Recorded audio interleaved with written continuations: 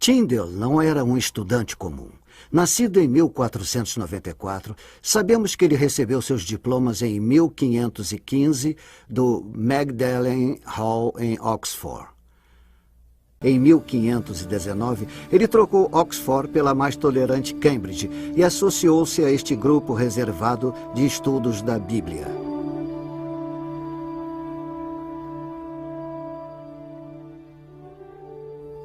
Foi aqui em Cambridge que Tyndale descobriu o poder fascinante e regenerador da Bíblia.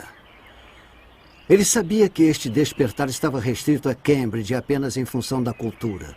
E se as pessoas comuns não podiam mostrar-se à altura da cultura de Cambridge, então a Bíblia deveria reclinar-se ao nível do entendimento comum. E assim, a tarefa de sua vida e a causa de sua morte foi traduzir a Bíblia para a linguagem do homem comum. Ele era um excelente erudito em grego e era também um grande debatedor das Escrituras. Um certo clérigo provocou Tyndale dizendo: melhor viver sem a lei de Deus do que a do Papa.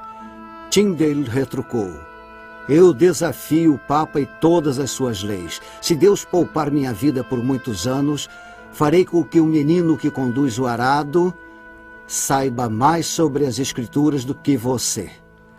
Aos 30 anos, ele decidiu que a missão de sua vida seria traduzir a Bíblia para o inglês.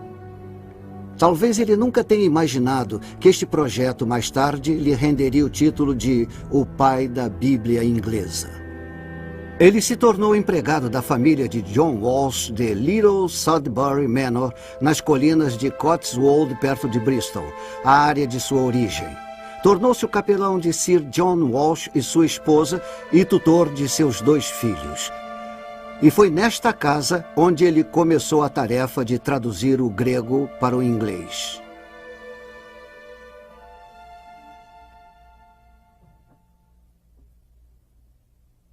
Este pequeno sótão era o quarto particular de William Tyndale, enquanto ele trabalhou para a família Walsh. Aqui ele dormia, aqui guardava seus livros e aqui estudava. A ideia lhe veio à mente de que, se o Novo Testamento em grego provocar um efeito tão profundo no mundo escolástico, o que uma Bíblia inglesa faria pelos lavradores? Neste exato momento, ele decidiu que iria traduzir o Novo Testamento em grego para o inglês.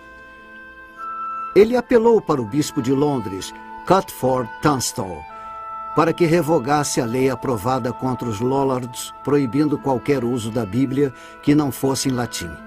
Mas foi em vão. Tyndale, portanto, resolveu se exilar de sua terra natal e rumou para o continente para realizar sua grande missão. Tyndale viajou para Wittenberg para terminar a tradução do Novo Testamento. Lutero e Tyndale ficaram fortemente ligados pelo mesmo lema: sola scriptura, apenas a Sagrada Escritura. A cidade se tornou um refúgio para o foragido. A impressão foi a mais difícil tarefa de todas.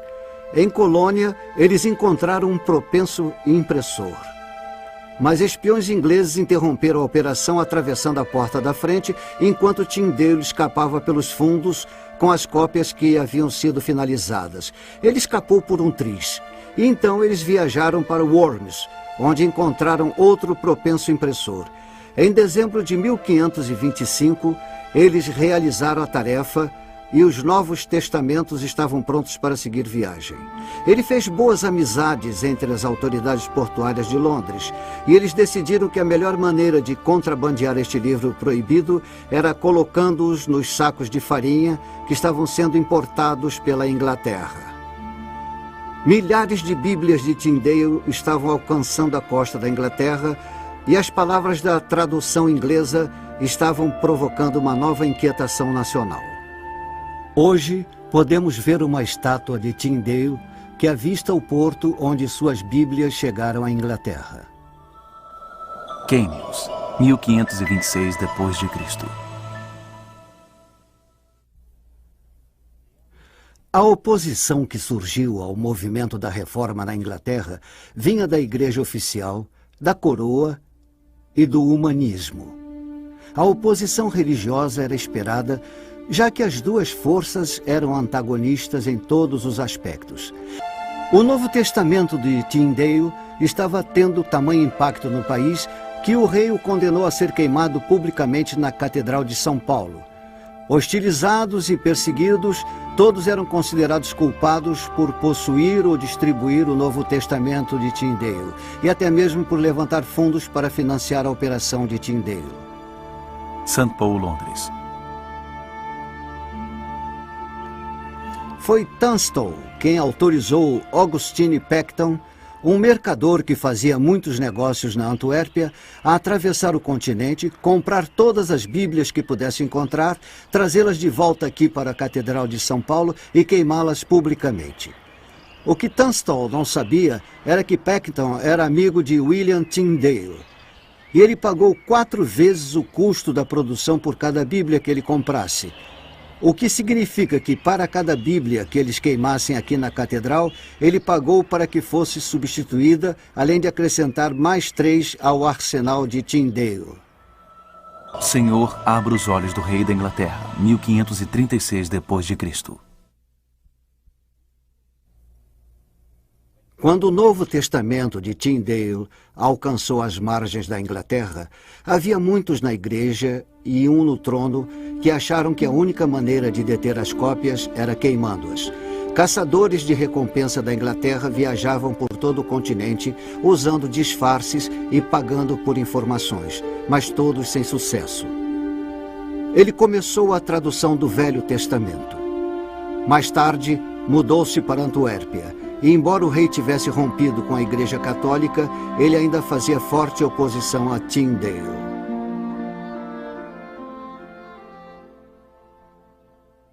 Tyndale logo aprendeu como era ser a raposa solta no campo, cercado por cães de caça. Não demorou muito para ele aprender a viver como um fugitivo e vagar feito um errante de cidade em cidade, como esta cidade alemã atrás de mim. E às vezes cruzando fronteiras para outros países. Ele usou vários disfarces. E o que o tornou particularmente difícil de ser localizado foi o fato dele falar 7 línguas com tamanha fluência que era impossível determinar qual era a sua língua nativa. Eu sinto muito sinceramente por este homem, embora ele esteja na história. Eu sinto porque eu sei que ele deve ter vivido com o medo e a ansiedade que fizeram parte de sua vida dia após dia, se não hora após hora. Em 1535, enquanto ele estava na Antuérpia, Henry Phillips, posando de amigo, delatou a identidade do reformador. Ele foi capturado, levado sob custódia e aprisionado no inabalável castelo de Vilvoorde, próximo a Bruxelas, na Bélgica. Ele foi considerado culpado de sacrilégio, mas foi só na sexta-feira, 6 de outubro de 1536, que o levaram para que fosse executada sua pena de morte. Este monumento comemora este fato histórico. Foi somente na sexta-feira, 6 de outubro de 1536, que o levaram de sua cela para o local da execução pública. Não houve incerteza, não houve arrependimento, não houve hesitação. Quando o levaram para o poste contra o qual ele seria acorrentado e queimado vivo, ele percebeu que houve uma grande importância naquilo tudo. Havia 2 buracos no poste, por onde um pedaço de arame seria passado, envolveria seu pescoço, porque, de acordo com a corte, ele devia ser estrangulado ao mesmo tempo em que fosse queimado. E quando o executor estava passando o arame pelo buraco e envolvendo sua garganta, ele fez esta última declaração pública registrada. E sua declaração foi em forma de prece. Senhor, abra os olhos do rei da Inglaterra.